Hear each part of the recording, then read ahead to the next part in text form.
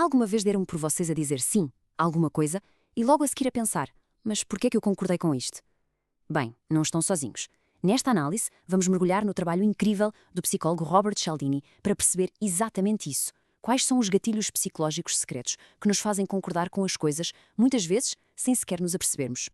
Ora bem, para entrarmos nisto, vamos começar com uma história que parece quase um enigma. Imaginem só.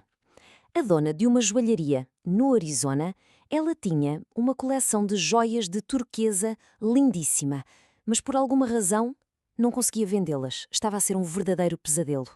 E reparem, não era por falta de tentativa. As joias eram de boa qualidade, o preço estava mais do que justo, mas nada. Nada funcionava. Já as tinha mudado para o expositor principal, já tinha dito aos funcionários para insistirem mais um bocadinho com os clientes, e mesmo assim as peças continuavam ali, a ganhar pó.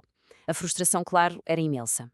Então, completamente desesperada e na véspera de uma viagem, ela pensa: pronto, já chega, mais vale vender isto ao desbarato do que não vender de todo. E deixa um bilhete muito rápido à sua vendedora principal com uma instrução bem simples: cortar o preço de tudo para metade. Mas é aqui que a história dá uma volta inacreditável. A funcionária coitada não percebeu a letra da chefe, que foi escrita à pressa, e em vez de dividir os preços por 2, ela duplicou-os. Duplicou-o! E o resultado? Bem, o resultado foi que a coleção inteira esgotou. Vendeu-se tudo. A pergunta que fica no ar é: como? Como é que isto aconteceu? Bem, a explicação para este mistério está numa espécie de piloto automático que todos temos no cérebro. É um atalho mental que usamos constantemente sem sequer darmos por isso. O Cialdini tem um nome para isto. A resposta: clique, zoom. Para percebermos isto, podemos olhar para os animais. Eles têm uma coisa que os cientistas chamam padrões de ação fixos. Pensem nisto como um programa de computador. Existe um gatilho muito específico e quando esse gatilho aparece, clique, o programa arranca e o comportamento acontece, sempre da mesma maneira, de forma automática. E olhem para este exemplo que é absolutamente fantástico. Temos uma proa-mãe. Se ela vir uma doninha, que é o seu inimigo mortal, ela ataca sem hesitar.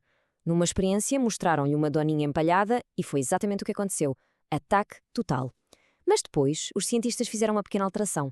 Puseram um gravador dentro da doninha a tocar o piu-piu de um peru-bebê. E o que é que aconteceu? A mãe não só não atacou, como puxou a doninha para debaixo da asa para a proteger. O som, aquele piu-piu, foi o gatilho, o clique. E o comportamento de mãe protetora foi o zoom. Pode parecer uma história um bocado tonta, mas a verdade é que nós, os humanos, fazemos exatamente a mesma coisa. O nosso cérebro, para não entrar em sobrecarga com a quantidade de informação que recebemos a cada segundo, cria atalhos, estereotipos, regras de bolso, chamem-lhe o que quiserem. É simplesmente uma forma de sermos mais eficientes. E esta experiência da fotocopiadora é a prova disto. Reparem bem nos números. Alguém pedia para passar à frente na fila sem dar razão nenhuma. Taxa de sucesso, 60%. Depois, tentaram com uma boa razão, porque estou com pressa. Sucesso disparou para 94%. Agora, a parte genial. O pedido foi feito com uma razão que não é razão nenhuma. Porque tenho de fazer cópias. Ora, toda a gente na fila tem de fazer cópias, não é? Mas o sucesso foi de 93%. Quase igual. O que é que isto nos diz? Que a palavra porque foi o gatilho. O nosso cérebro ouve porque e assume que vem aí uma boa razão. Clique, zoom. E pronto, cá estamos nós de volta à nossa joalharia misteriosa. O que é que aconteceu com aqueles turistas? Exatamente isto. Eles não percebiam nada de joias de turquesa. Então, o cérebro deles usou um atalho muito comum que quase toda a gente aprende. Caro igual a bom. Quando o preço duplicou, esse foi o clique. O preço alto tornou-se um sinal de qualidade superior.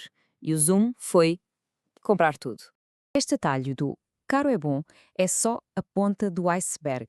A nossa percepção é muito mais fácil de influenciar do que pensamos. E isso leva-nos à primeira grande arma de influência que vamos analisar, o chamado princípio do contraste. E acreditem, isto é subtil, mas é de uma eficácia tremenda.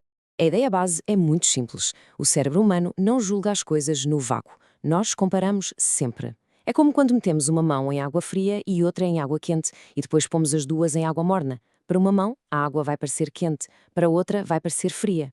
A água é a mesma, mas a nossa percepção muda por causa do que veio antes. É o contraste. E quem trabalha em vendas, especialmente em lojas de roupa, sabe disto de cor. Qual é a regra número 1? Vender sempre o artigo mais caro primeiro. Pensem nisto. Se alguém acabou de se decidir gastar, sei lá, 400 € num fato, o que é que são mais 50 ou 60 € por uma camisola? Parece quase nada, uma pechincha. Agora, se fizesse ao contrário, e se mostrasse primeiro a camisola de 50 €, de repente os 400 € do fato iam parecer uma fortuna. É tudo uma questão de perspectiva. Mas o uso deste princípio pode ir muito além das vendas. Há um exemplo clássico e hilariante de uma estudante que escreveu uma carta aos pais. Ela começa a carta a descrever um cenário apocalíptico. Houve um incêndio, ela partiu o crânio e já agora está grávida. Os pais, a ler isto, devem estar à beira de um ataque cardíaco. E só no fim da carta é que ela diz: "Estou a brincar, nada disso aconteceu, mas tive um 4 a História e um 2 a Química e só queria que vissem estas notas na perspectiva correta." Genial, não é?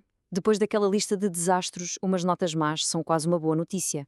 Ok, vamos então à segunda grande arma de influência, e esta é talvez uma das forças mais básicas e poderosas que governam o nosso comportamento social, a regra da reciprocidade. O que é isto? É muito simples. É aquele sentimento de que temos de pagar de volta. Se alguém nos faz um favor, se nos oferece um presente, nós ficamos com uma sensação de dívida, uma obrigação quase física de retribuir. E esta regra é universal. Não há sociedade humana no planeta que não funcione com base nesta ideia. E o quão poderosa é esta regra? Bem, há uma experiência famosa que mostra isso na perfeição. Durante um estudo, um assistente de investigação saía da sala por um momento e voltava com 2 Coca-Colas.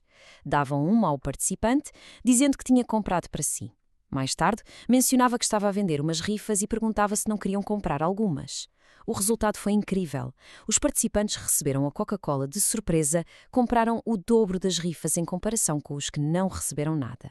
Mas a parte mais impressionante ainda está para vir. Os investigadores também perguntaram aos participantes se tinham gostado do assistente ou não. E o que descobriram foi espantoso. Não interessava. As pessoas que não gostavam dele, mas que receberam a Coca-Cola, compraram na mesma o dobro das rifas. O sentimento de obrigação, a necessidade de pagar a dívida, foi mais forte do que qualquer sentimento pessoal. É impressionante. Um exemplo clássico disto em ação era a tática dos Hare Krishna nos aeroportos.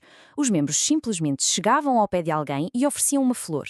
Mesmo que a pessoa dissesse não, obrigado, eles insistiam, não, é um presente nosso para si.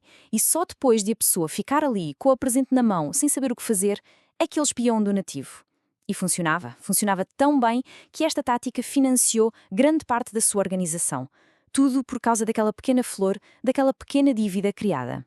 Portanto, quando começamos a juntar estas peças todas, começamos a ver os fios quase invisíveis que estão constantemente a puxar as nossas decisões para um lado e para o outro.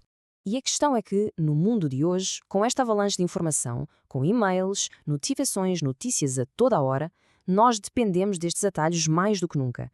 É simplesmente impossível parar para analisar cada pequena decisão.